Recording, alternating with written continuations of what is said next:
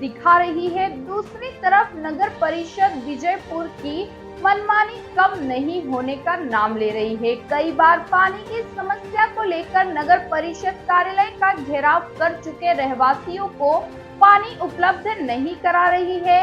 नगर परिषद पार्षदों की शिकायत करने पर रहवासियों की सुनवाई नहीं कर रहा है। साथ ही नगर परिषद के अध्यक्ष को कई बार शिकायत कर चुके हैं रहवासी, परंतु हालात जस के तस बने हुए हैं। नगर परिषद के वार्ड 15 के रहवासियों ने एसडीएम कार्यालय का घेराव कर जल्द पानी की समस्या का समाधान किए जाने की मांग की है। आज आप तहसील प्रांगण में आए, किस समस्या को लेकर आए? क्या दिक्कत आ रही है आपको? एसडीएम साहब ने क्या बोला है?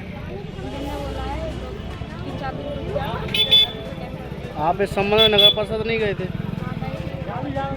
क्या बोला था उन्होंने?